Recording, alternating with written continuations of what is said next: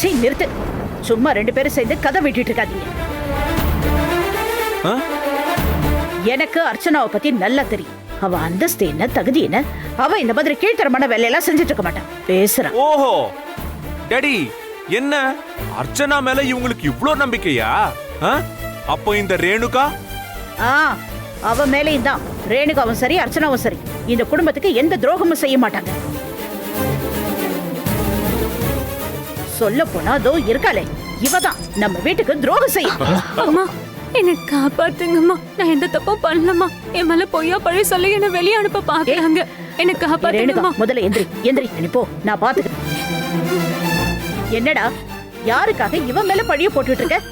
இப்பவும் அப்ப நீங்க இவ்வளவு நம்புறீங்க?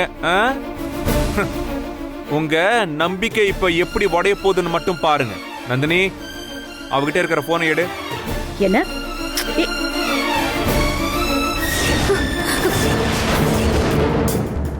இதுல ஒரு வாய்ஸ் நோட் நான் ப்ளே பண்றேன்.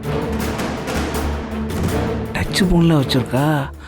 ஆத்தாடி, விஷக்கிருமியுடைய எவ்வளோ நாள் வளையம் இருக்கான். ஏமா, இங்க என்னமா நடக்குது?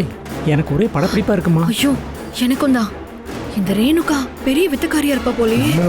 என்னமோ பண்ணிருக்கா. ஆமா, இத கேட்டுட்டு இதுக்கப்புறம் இவளை நம்பணுமா வேண்டாமான்னு முடிவு பண்ணுங்க. ரேணுகா, நானும் நல்லா யோசிச்சு பார்த்தேன். அந்த சூர்யா குடும்பத்தை ஒட்டு மொத்தமா ஒழிச்சு கட்ட இதை விட நல்ல சந்தர்ப்பம் கிடைக்கவே கிடைக்காது.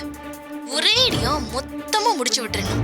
ஏன் சொல்றேன்னா, சுந்தரவல்லி இப்ப என்ன நம்பி மொத்த பொறுப்பையும் ஒப்படைச்சிருக்காங்க. அதுவும் எந்த அளவுக்குன்னா, கம்பெனில அவங்க சீட்ல நான் உட்கார்ந்திருக்கேன்.